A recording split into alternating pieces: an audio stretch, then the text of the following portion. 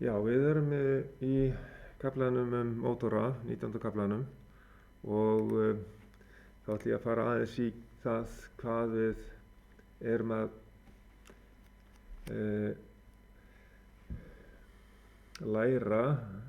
Hér erum við með sundurskorinn mótor. Við sjáum hérna í sáturvindingana hérna og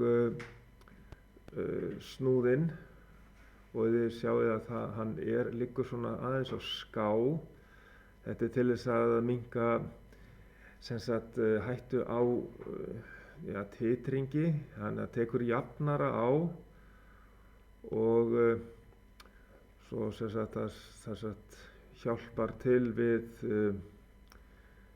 að hann vinni jafnar.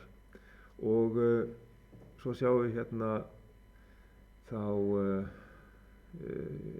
legurnar og síðan viftuspaðan hérna á endanum til þess að kæla hann, og svo sjáum við tengibrettið á mótornum. Sjáum við í hvaða tengingu hann er með skinnunum. Hvernig er hann tengdur?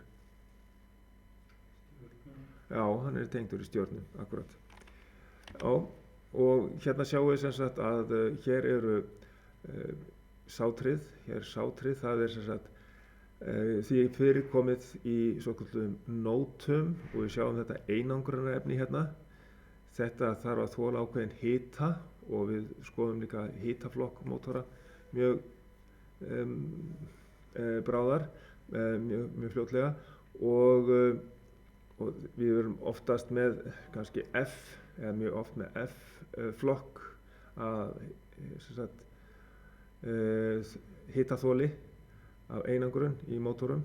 Og svo sjáum við að leiðararnir eru lakk einangraðir, og þá svo samanburður við jafnstraumsmótorinn, þá sjáum við hérna að hér eru slitfletir, og þá er mikið viðhald á þessu. Það eru kol og straumvendir hérna. Hér myndast neisti, og þetta þarf að passa upp á að það sé hreint. Það þarf að fara á til á þetta með eitthvað til þess að fægja þetta, þannig að mótor eða straumvendurinn endist sem lengst. Og við sjáum að hérna höfum við þá undinn snúð í jafnstraumsmótornum, og hérna sjáum við að hér eru vendipólarnir sitt hvorum megin. Hérna sjáum við annan, það vantar vafið sjálft, það hefur verið tekið burtu, en svo sjáum við að hérna uppi er annar póllinn, rafsegullinn. Þetta var jafnstraumur á þessu, þannig að hér væri þá væntanlega annaðhvort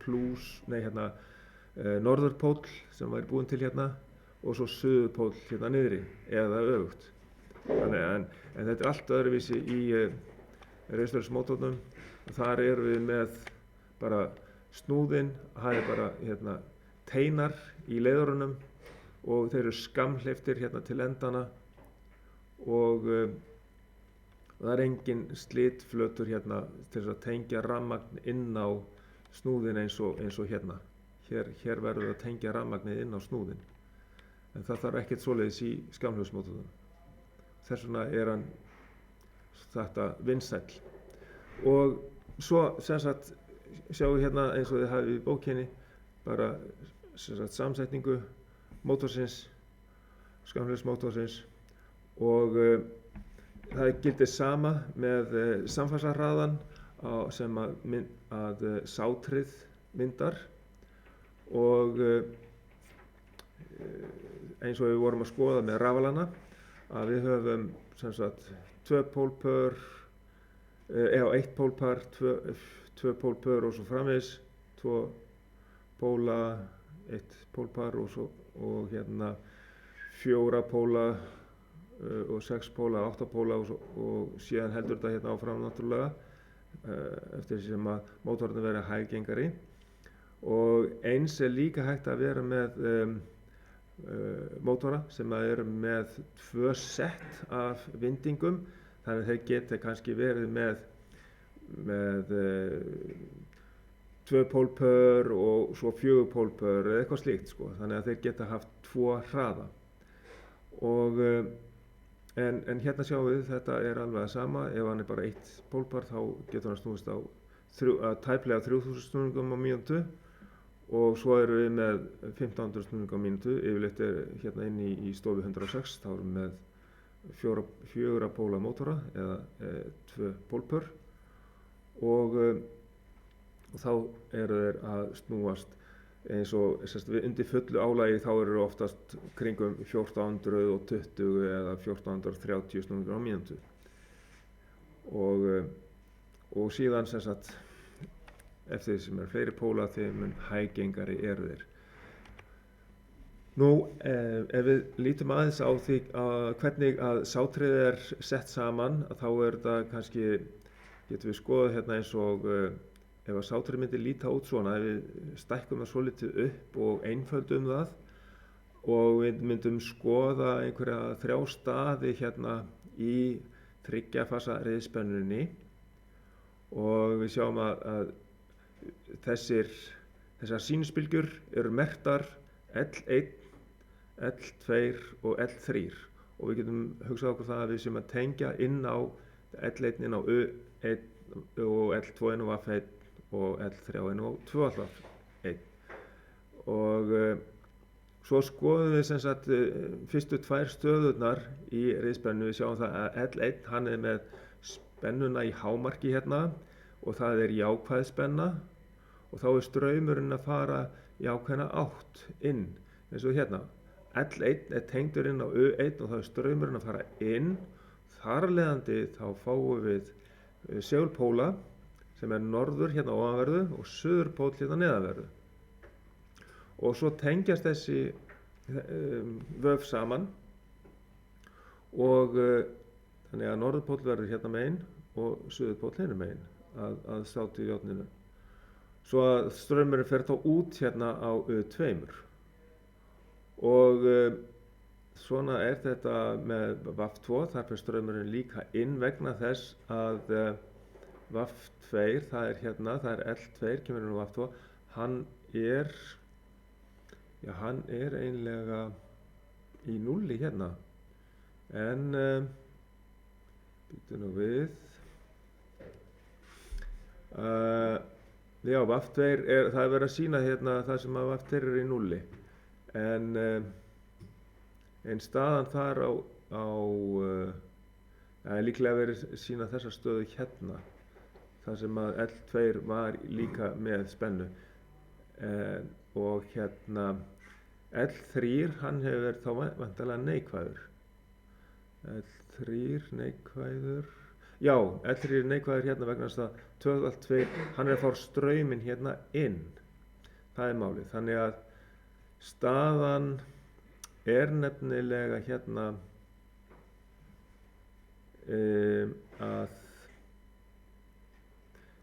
já, ok, staða A, þetta ætti að vera staða A.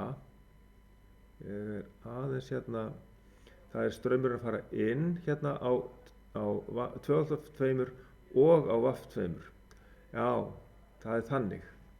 Þetta er staða A sem við erum að horfa á. Það er þá spenna, neikvæð spenna á L2. Ég áttaði mig ekki alveg á því þarna. Það er neikvæð spenna vegna þess að straumurinn er ekki að fara inn á VAF1. Hann er að fara inn á VAF2. Það er ástæðan. Straumurinn er að fara inn á U1 vegna þess að L1 er með jákvæða spennu.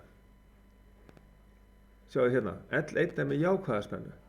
Þess vegna er straumurinn að fara inn á U1. Hann er að fara inn á U1 en bæði á VAF2 og 2,5 það eru neikvæðir, þá er spennan að fara hérna inn á hinum endanum á vöfunum af því að straumurinn er í hina áttina. Það er sem sagt þeir fyrir neðan miðjulínuna hérna sem er merkt hérna T, tíminn líður hérna sem sagt í miðjunni á þessari mynd og það er nullið á spennunni en sem sagt bæði L2 er neikvæður og L3 er neikvæður líka hérna. Þetta er í stöðunni A. Þannig að þess vegna straumurinn að fara inn hérna á 2,2 og líka á VAF2 og 2,2. Þannig að segulmiðjan er svona. Ef við reynum að átta okkur á sem sagt hvar er norðurpóll og hvar er suðurpóll, þá er suðurpóll allstaðar hérna fyrir ofan, suður, suður og suður. Þá tökum við sem sagt hægri hendina og setjum fingurnir vísa í straumstefnuna og þumalfingurinn vísar þá í segulkraftinu strauminn frá norðurpólnum. Þannig að þá er norður hérna, suður á móti, norður hérna og suður hér og norður hér. Af því að straumurinn var hér, þá fingurnar sína straumstefnuna, norðurpóll hérna, suðurpóll á móti. Og svo er straumurinn að fara hérna inn, þess vegna kemur norður hérna megin, út það sem að 2,1 fer út, og síðan kemur straumurinn hérna, hér er norður, tökum á þessu, hér er norður líka. Þannig að þannig finnum við segulmiðjuna, það er norður allstaðar hérna niðri að neðanverðu og suður allstaðar hérna að ofanverðu. Síðan, þegar að rafmagnið snýst, þegar að hérna, við tökum B-stöðuna, eftir að við höfum, eftir 30 gráður, þá er staðan þannig að við sjáum L2, hann er með 0 hérna. Það er engin straumur í honum. En L3 er ennþá neikvæður, hann er að verða komin í hámark hérna. Ok, skoðum það. Og þá af því að VAF-fasinn dettur út, hann er bara með 0, þá hérna færist segulmiðjan til vegna þess að suðurpólinn dettur út og þá koma 2 suðurpólar hérna á móti 2 norðurpólum hér. Og þess vegna hérna hreyfist hverfisegulsviðið í þessa átt hérna. Svo höldum við áfram með stöðu C. Þar erum við með hámark á L3 í neikvæða sem sagt spennu og L1 og L2 eru báðir jákvæðir. Það er C. Svo að hérna þá er straumurinn að fara hérna á L3 frá 2V VAF 2 inn, já það passar, hann er farið hérna og þá er norðurpóll hérna og hinum megin þá er sem sagt búið að snúast við straumstefnan í vaffinu þar sem að L2 kemur inn og þá kemur straumurinn þar inn. Það er orðið jákvætt, þess vegna kemur straumurinn inn á VAF1 og L1 er ennþá jákvæður. L1 er ennþá jákvæður þegar straumurinn fer hérna niður. Svo að þá hefur segulmiðjan færst hérna ennþá lengra til. Og síðasta sem við skoðum hérna D-staðan, þá er fasi U búin að missa spennuna. Þá sjáum við hérna L1, hann er komin í 0. Þess vegna er U-fasinn með 0 straum. En áfram jákvæð spenna á L2 og neikvæð spenna á L3. Það er sem sagt jákvæð spenna á L2, straumurinn kemur inn hérna á VAF1 og þar er suðurpól og á 2,2 það er ennþá neikvæð spenna og þá erum við með suðurpól þar og suðurpól á VAF-fasanum líka. Þannig að segulmiðjan hefur þá færst alla leið hingað. Þannig að skoðum það þetta í samhengi A, myndin, B, C og D og þannig verður hægt að halda áfram. Svona. Og síðan hérna við erum búin að skoða eina snúningsátt á móttökum en til þess að fara í hina snúningsáttina þá þurfum við að víxla fösum og til dæmis í færibandaverkefninu þá vorum við að nota 2 mismunandi segulrófa. Þannig að við fengum þá til dæmis snúningsáttina sem við vorum að skoða áðan, þá myndum við fá hana með K1 til dæmis, skiljið. Og hins vegar, ef við víxlum einhvern tveim fösum, þá fer þetta bara í hina áttina. Og þá myndum við sjá segulmiðjuna færast akkurat í öfuga átt. En þetta er aðferðin. En í svona kerfi þá þurfum við að passa upp á það að þessi segulrófar, þeir komi alls ekki inn á sama tíma. Og það er gert, það er passað upp á það með því að við erum með víxlsnertur, sem sagt K1, hann er með hjálparsnertu í straumrásinni að K2. Þannig að ef að K1 er inni, við ræsum hann fyrst inn, þá rífur hann þessa snertu hér. Oftast merkt það sem sagt kannski 21, 22 eða 31, 32. 1 og 2 sem sagt endar á númerið til þess að rjúfa og passa upp á það að hann komist ekki inn samtímis. Þetta gleymdist á einum hópnum og hvað gerist þá? Það var skammhlaup. Af því að þá hafði hann ekki tíma til þess að losa snerturnar þegar hinn segulrófinn var komin inn áður en að K1 var búinn að rjúfa. Þannig að það varð skammhlaup þegar að gleymdist að tengja þessar snertur. Þannig að þær eru mikilvægar. Ok, þannig getum við fengið hina snúningsáttina. Svo, það sem við förum í næst, en er ekki fyrir þetta próf, það er varðandi hvernig við mjúkrensum mótora, þannig ég ætla ekki að fara í það núna, og líka meira varðandi hraðastýringu, tíðnibreyta. Og þar förum við líka í hitaliðavörnina, svo við förum ekki í það núna, við tökum það næst, og skreikun og það allt saman með hraðastýringu. En þetta hérna, spennumerking og tenging er mjög mikilvæg. Er þetta nógu stórt, sjáu þetta? Já, ok, ég get fært þetta. Ef við erum með mótor merktan 230/400 volt, þá á lægri spennan við þríhyrningstenginguna. Eins og þau voru að merkja í verkefnið, þá þríhyrningstengið þið svona með því að tengja beint yfir frá U1 yfir 12V2, VF1 yfir U2 og 12V1 yfir VF2. Þá er það þríhyrningur lægri spennan. Hærri spennan hins vegar, ef að þið væru með mótor sem er merktur 230/400 volt og þyrfti að tengja hann inn í stofu 106, hvað verðið það þá að gera? Þið verðið að fast tengja hann í stjörnu. Ok. Er hægt hérna inn í stofu 106, þar sem við erum með kerfispennuna 400 volt, er hægt að stjörnuþríhyrningsræsa svona mótor sem er merktur 230/400 volt. Einar, er það hægt? Er hægt að stjörnuþríhyrningsræsa mótor inn í stofu 106 þar sem kerfispennan er 400 volt? Ef að þessi mótor er merktur 230/400 volt? Nei, það er ekki rétt. Það er ekki hægt. Það er alveg hárrétt hjá þér. Það er hárrétt. Það er vegna þess að lægri spennumerkingin verður að vera sama spenna og kerfisspennan. Ok, flott er.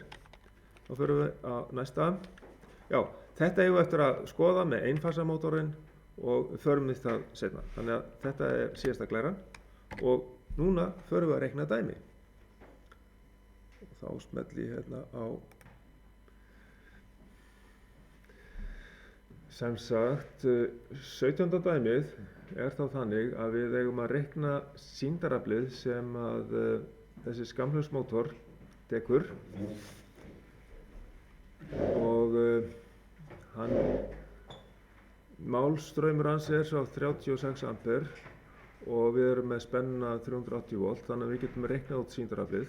Þá notum við þriggja-fasa formúluna, það er rótin af 3 sem spenna sem straumur og fáum 23.694 voltampere eða 23,7 tæplega kV og þá eigum við að reikna raunaflið sem hann tekur við mállestun.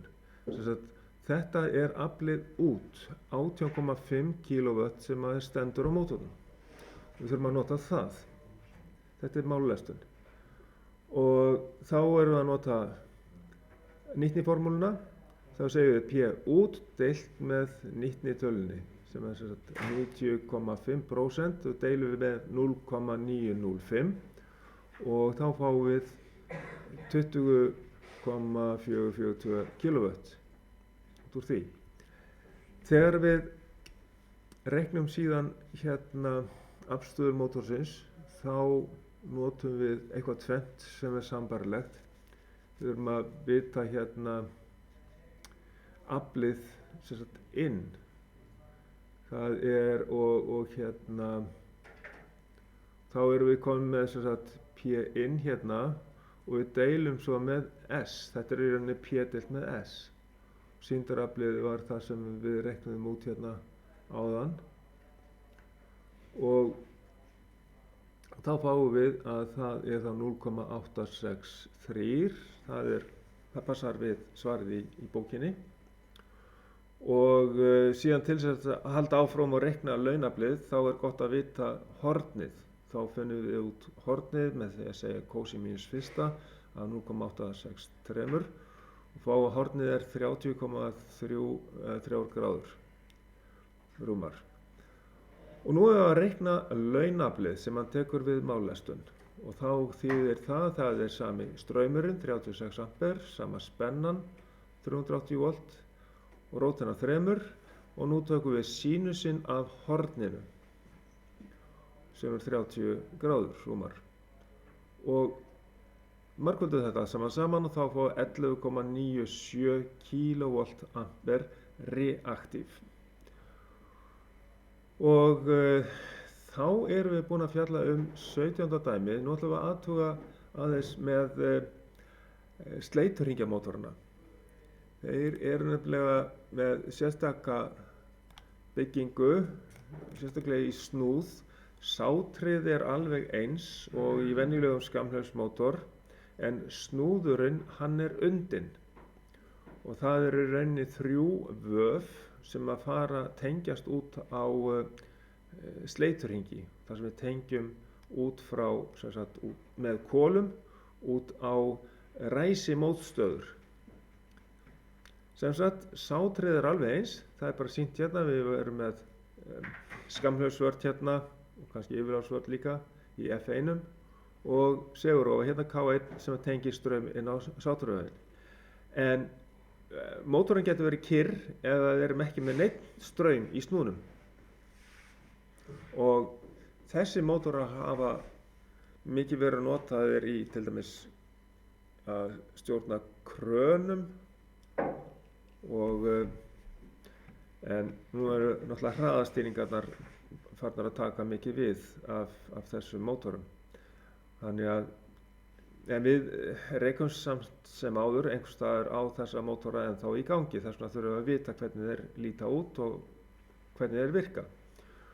Og þannig að þetta á að tákna sleiturhringina og kolin. Þetta þessi ör á að tákna í rauninni kol það sem það er að snerta sleiturhringin og sem er á endanum.